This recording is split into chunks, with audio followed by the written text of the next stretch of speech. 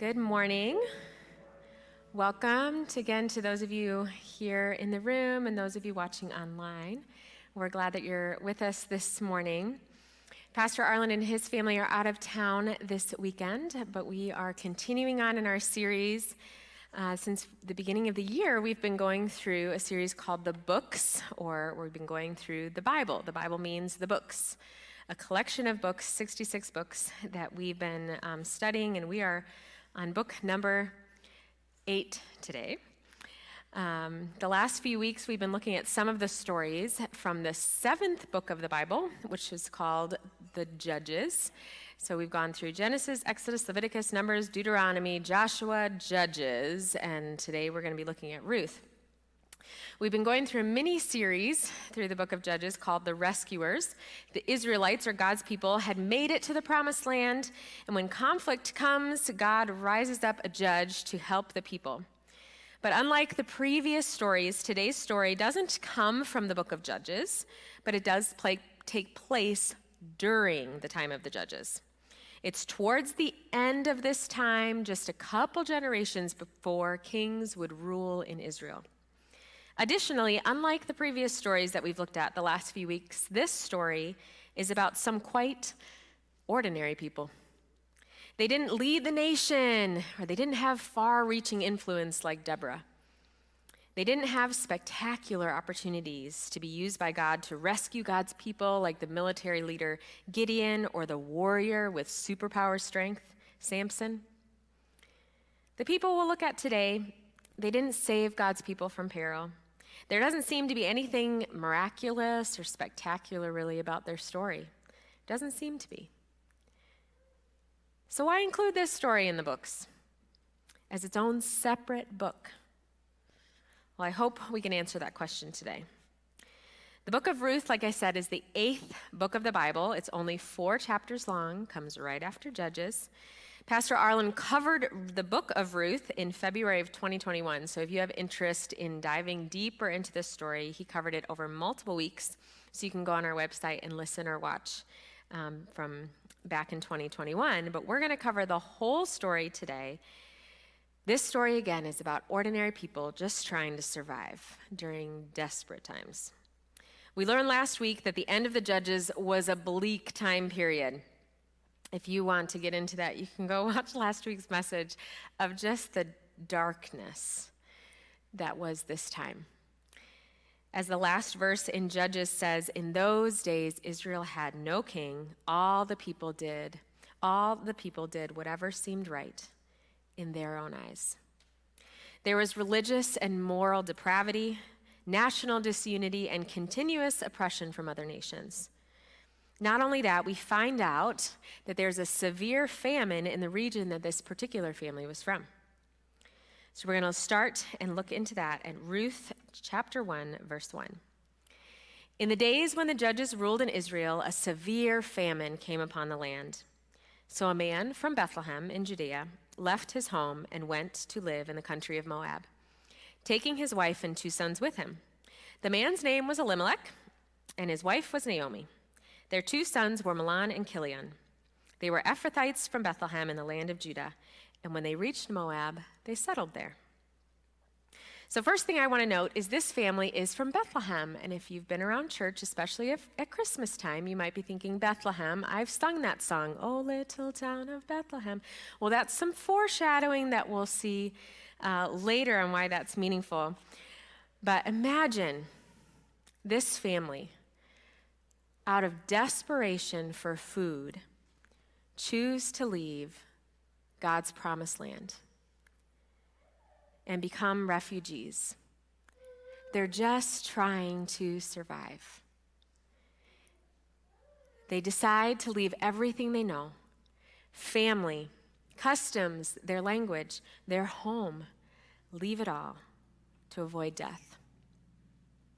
They go to a foreign place with different customs, different gods, different languages, just to survive. A foreign place that has in recent years been hostile. They despised each other. This would have been an extremely difficult choice. Then we find out in verse 3, Elimelech dies, and Naomi was left with her two sons. The two sons married Moabite women. One married a woman named Orpah, and the other named a woman named Ruth. But about 10 years later, both Mahlon and Chilion died. This left Naomi alone with her two sons, without her two sons or her husband. So now, here they are, refugees in a foreign land.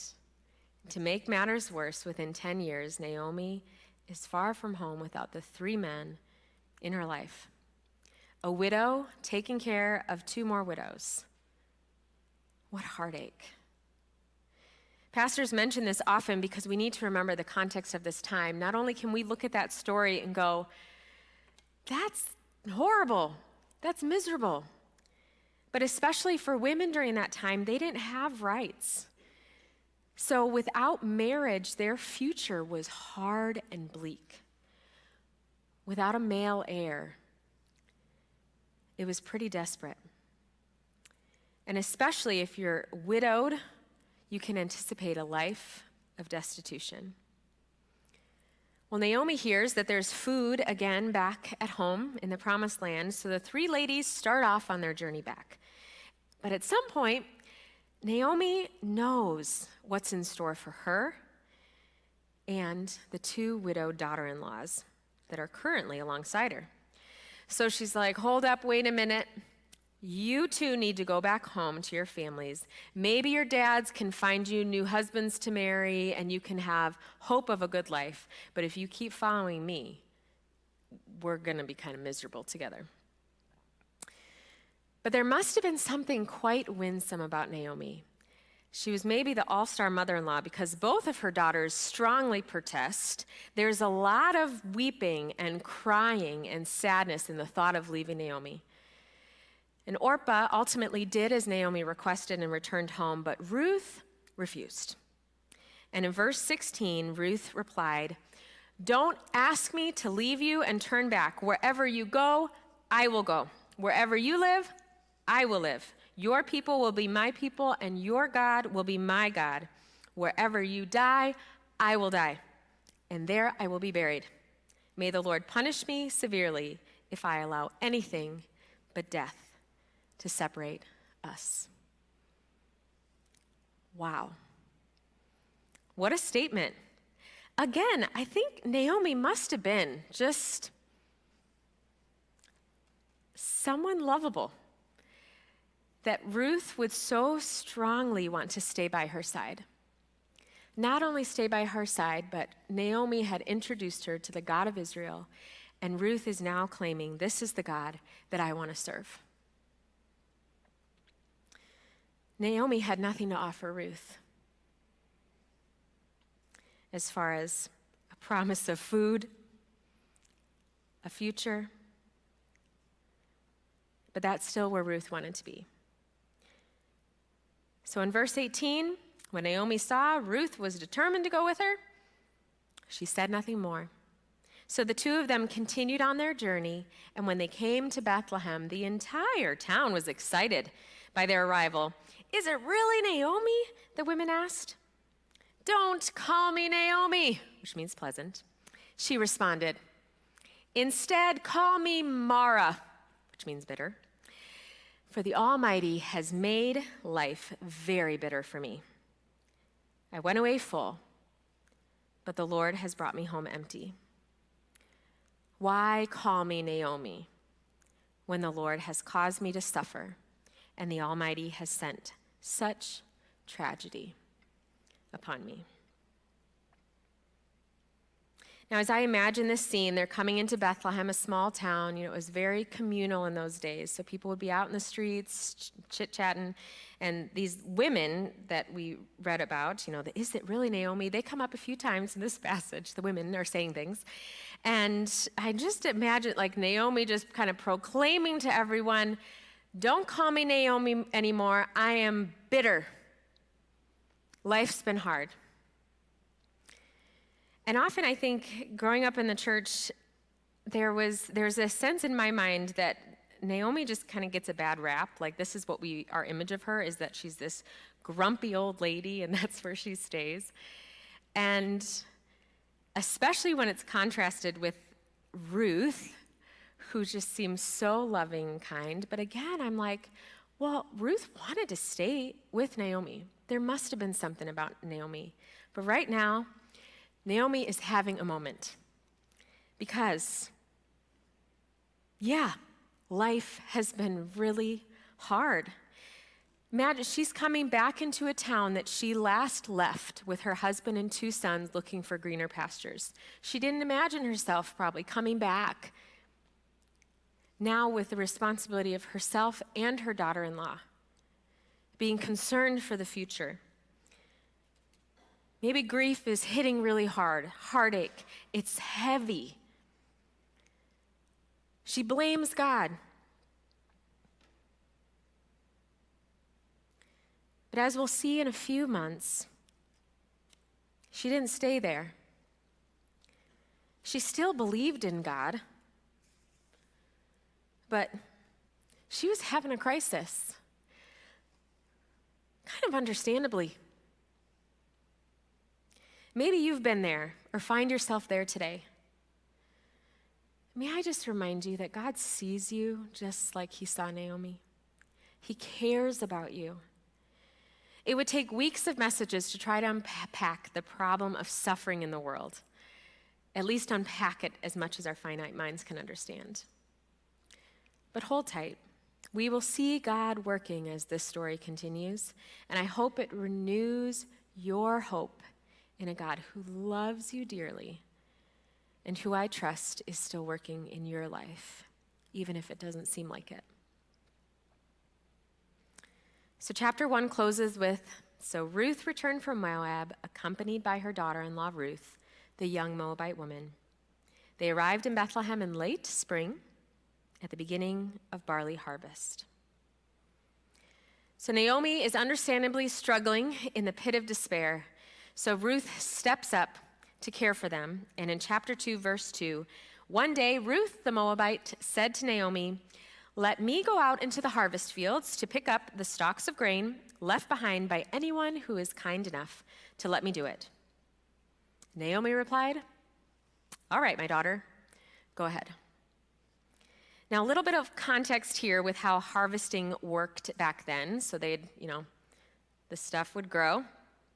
It was time to harvest and gather it all.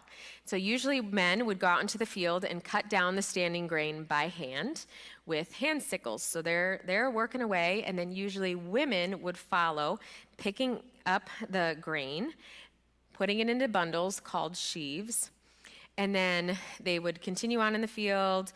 Maybe at some point there'd be a cart that they were able to pull, a person, or if you were wealthy and you had an animal that could pull a cart, and you'd load all the bundles onto the cart, take it over to the threshing floor where you'd separate the grain from the rest of it. So after all that, there would inevitably be pieces that were left behind. And this was the ancient way of food stamps. God had instituted in the law of Moses to leave behind what you miss. And this was for the poor, the foreigners, widows, and fatherless to glean from. Now, Ruth didn't know if she would find someone kind enough to let her glean in the field.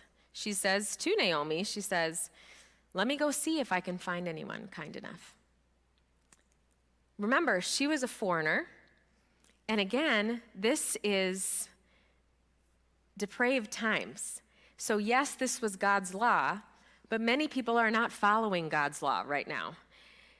And so would there be someone kind enough, one, to a foreigner, a people who were despised? And the author reminds us over and over again in the book of Ruth that she is a foreigner.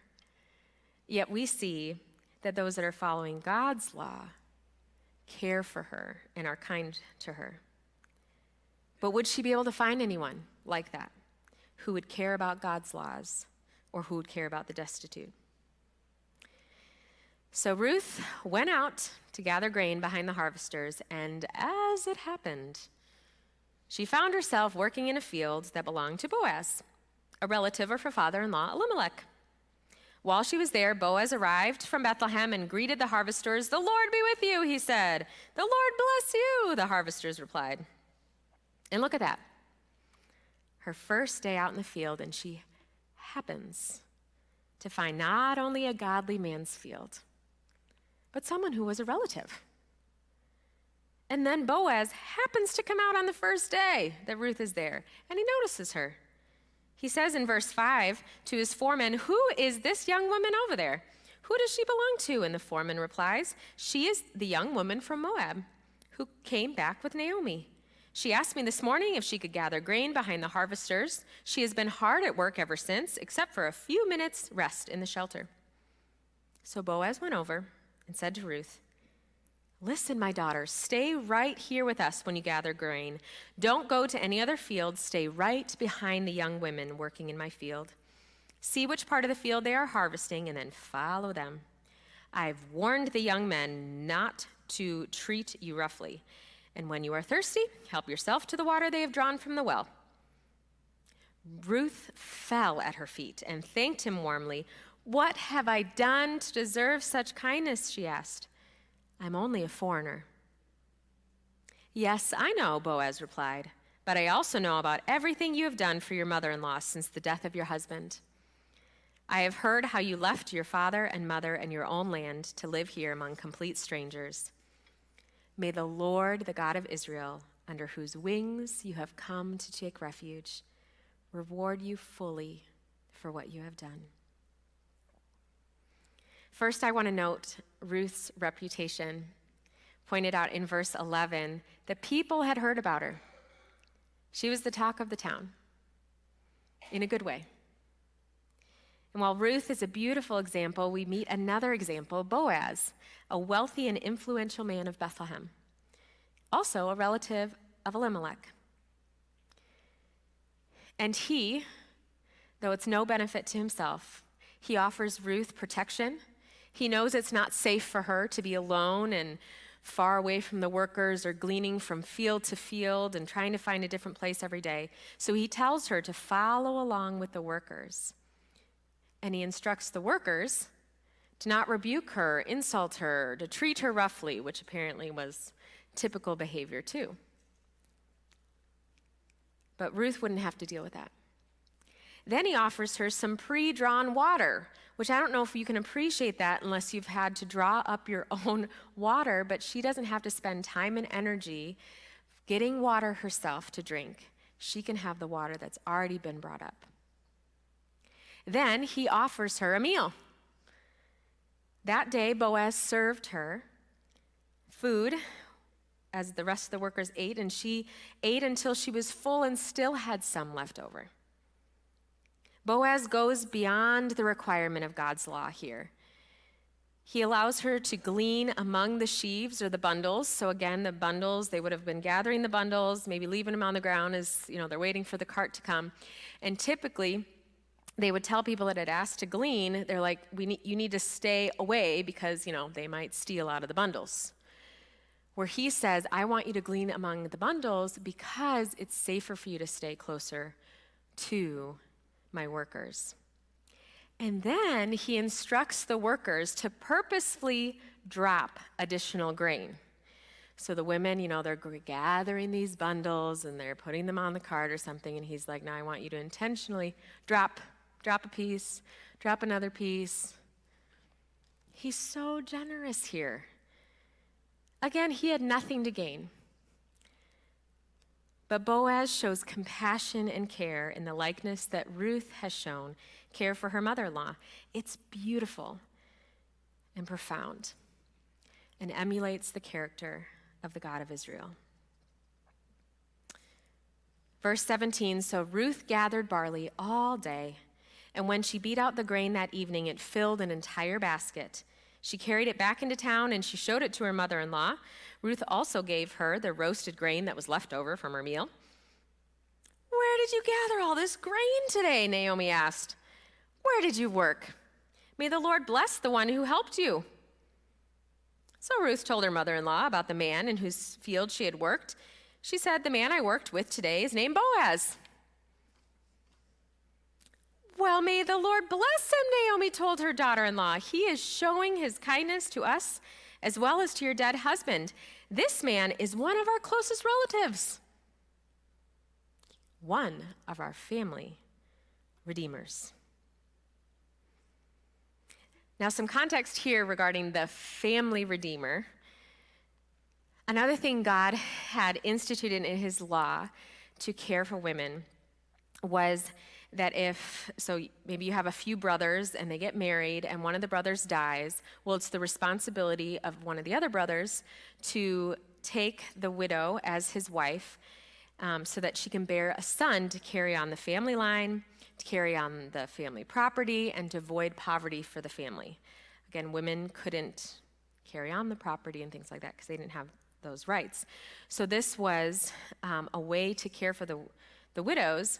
But of course, the brothers have died, and Naomi is not in a place to have more children. One, she'd have to find a husband and be able to bear more children. But she doesn't think she's able to do that. So the responsibility of the family redeemer would go down the family line. And this man was in that family line. Ruth had, quote unquote, stumbled upon the good graces of not only a godly man, not only a relative, but one of their family redeemers. So she continued to glean in Boaz's field for barley harvest and then wheat harvest, approximately 4 months. Then we pick up in chapter 3, verse 1. One day, Naomi said to Ruth, "My daughter, it is time that I found a permanent home for you so that you will be provided for."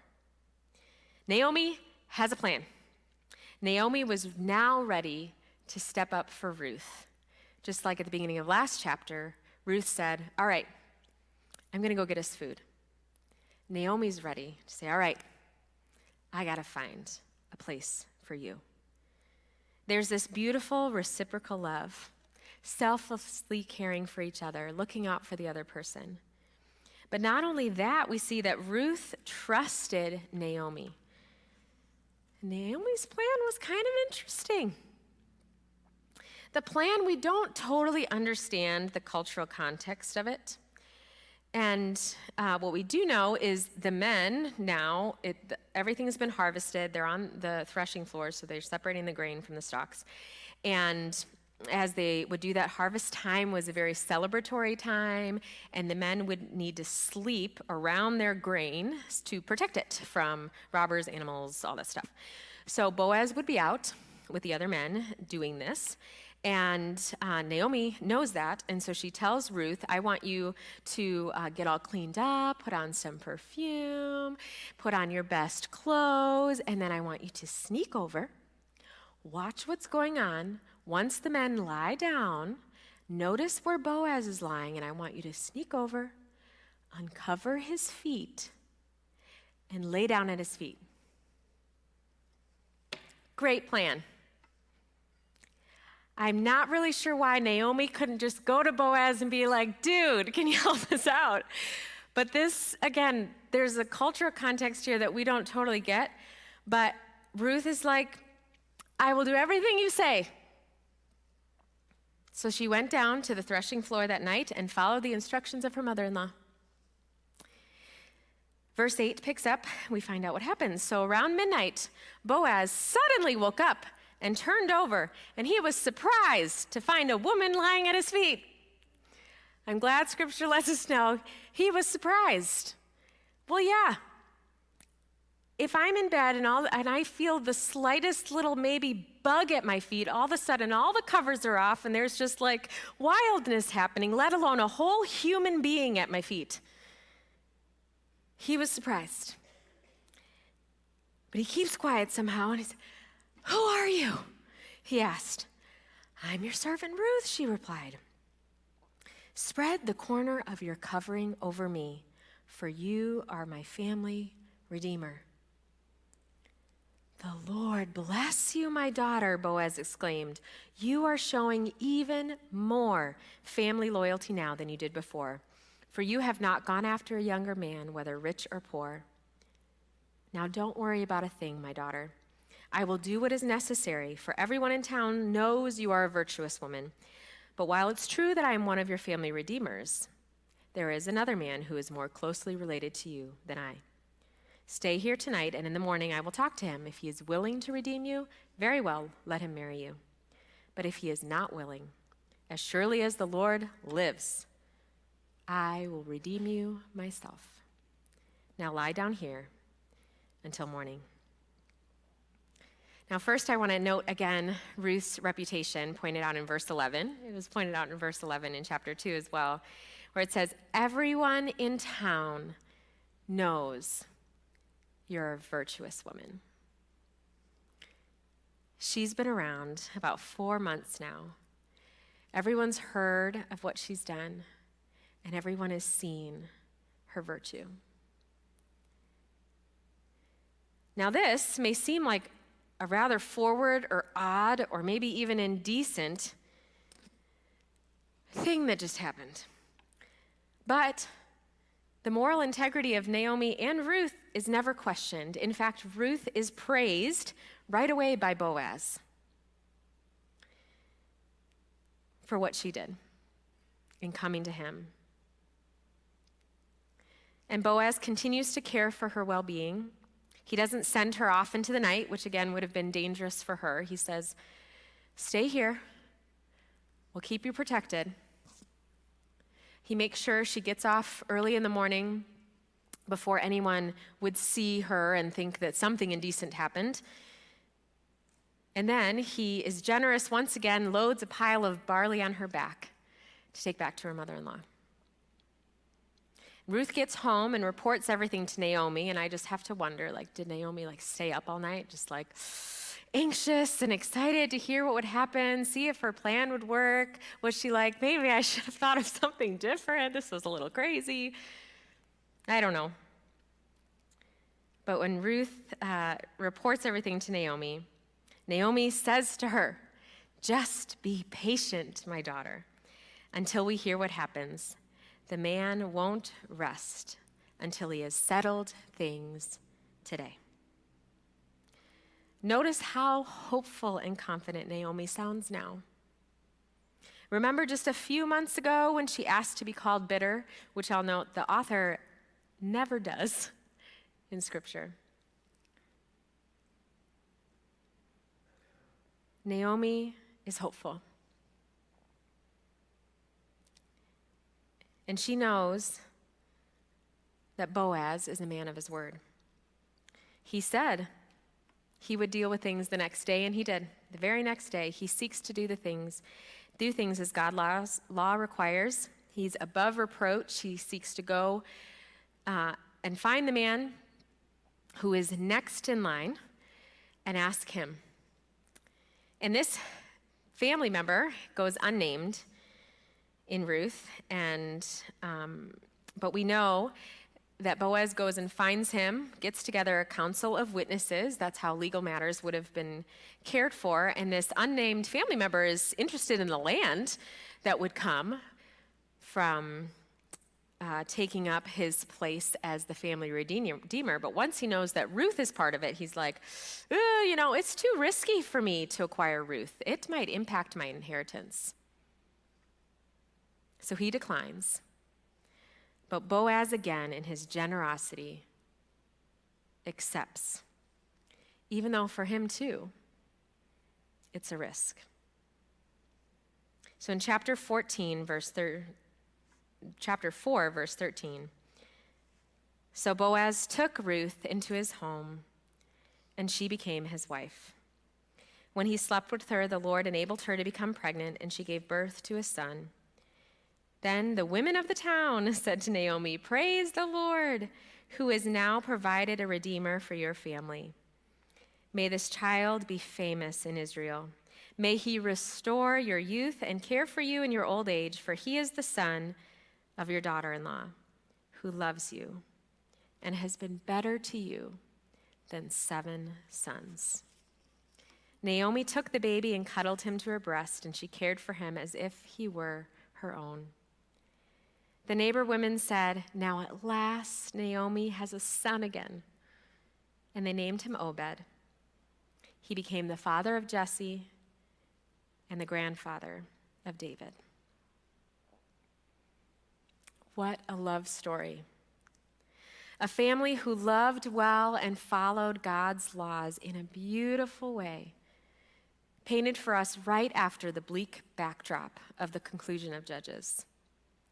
This story has ordinary people doing ordinary things. They're going out, getting food, taking care of each other, doing what needs to be done, but what maybe felt like ordinary actions, we read them and marvel because those actions were done in quite extraordinary ways. They displayed a love for God through their actions, showed a selfless love to others, kindness, compassion, generosity, work ethic, integrity. Simple things, but not easy. It should have been common among the people of God, but it wasn't. And just like today, common courtesy isn't so common. But for us, the extraordinary can kind of seem out of reach when we study stories like Deborah and Gideon and Samson. We feel like maybe we'll never do anything, quote unquote, big for God. But following Jesus doesn't always look so flashy. Few people end up with seemingly huge influence. Few people really are world leaders or even city leaders, mega pastors, Fortune 500 owners, social media stars. For most of us, we live in the beautiful ordinary, doing the daily grind to put food on the table, dealing with work issues, maybe raising children, caring for aging parents, dealing with our health issues, going to the store, helping out at church sometimes, dealing with a neighbor.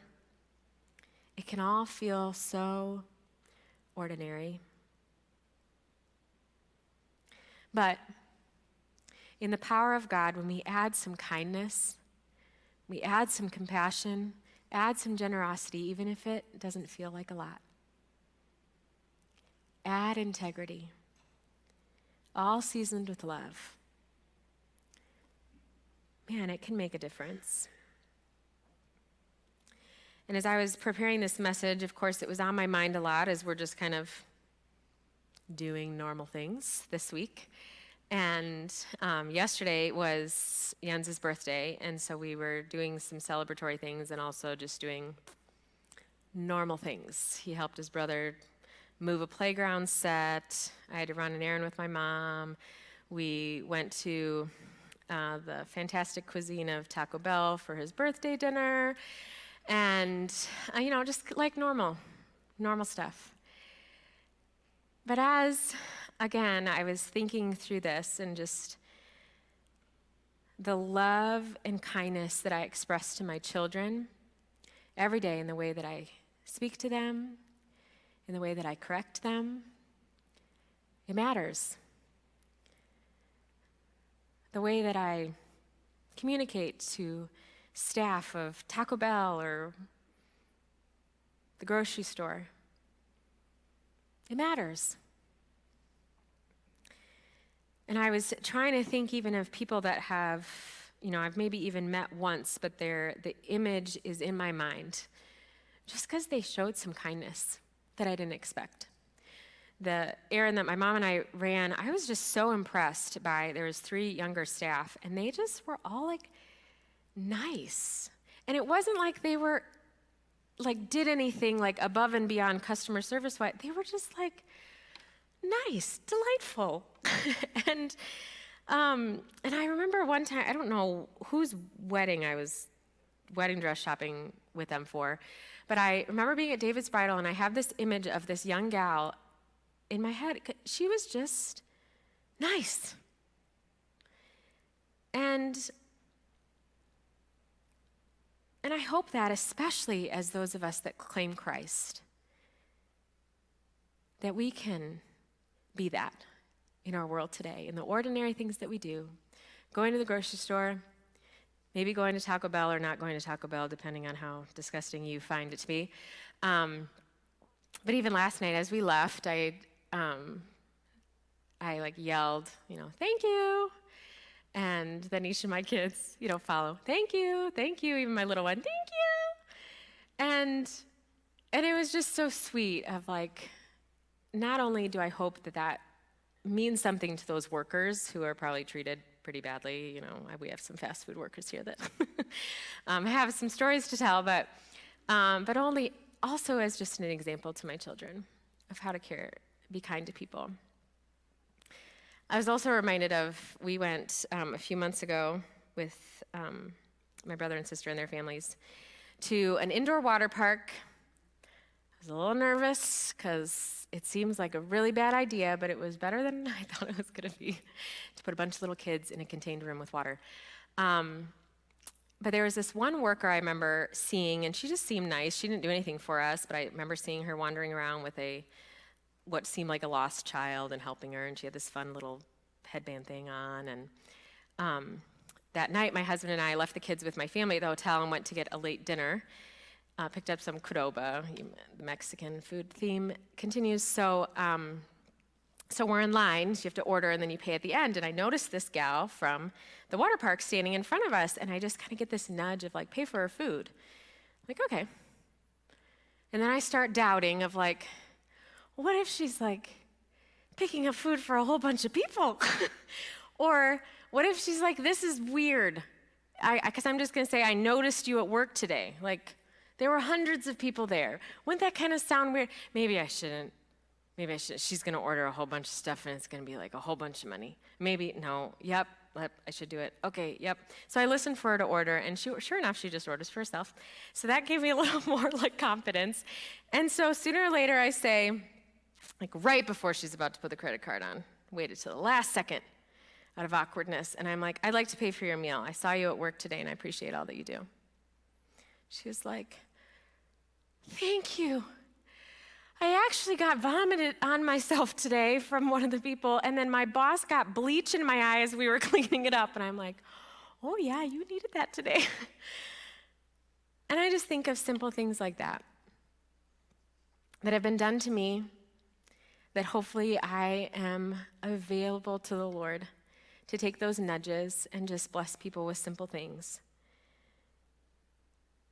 in just the ordinary life, the beautiful yet ordinary life that we may lead. Then we let God control the legacy lived by our seemingly simple faithfulness.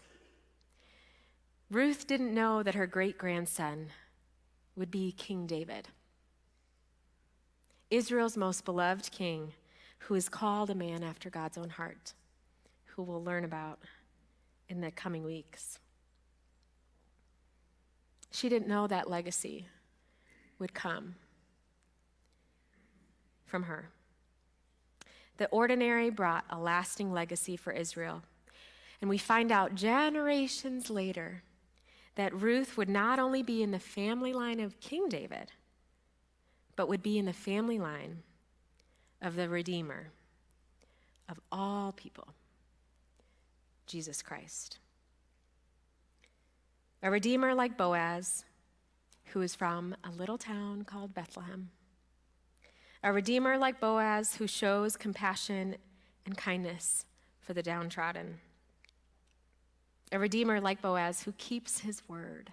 And a Redeemer like Boaz, who is generous. A Redeemer like Boaz, who did not look out for his own interest, but knew our need and offered himself.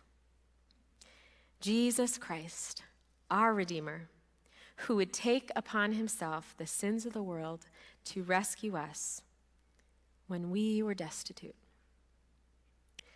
In a moment, we're going to be taking communion together. Communion is a way to remember what Jesus Christ did. And whether you find yourself like Naomi at the beginning of the story, empty, discouraged, angry,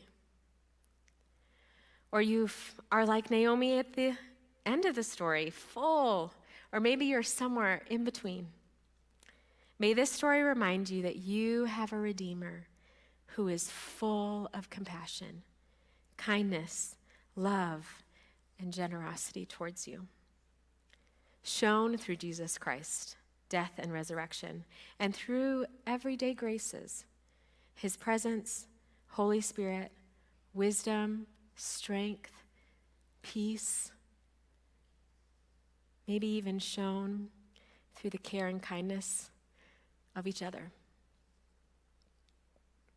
And as Naomi encouraged Ruth to be patient after that night at the threshing floor, and they awaited their Redeemer's intervention, may we wait with hope to see our Redeemer intervene in our situations. Naomi's great-great-grandson would write in Psalm 27, "Yet I am confident I will see the Lord's goodness while I'm here in the land of the living." Wait patiently for the Lord. Be brave and courageous. Yes, wait patiently for the Lord.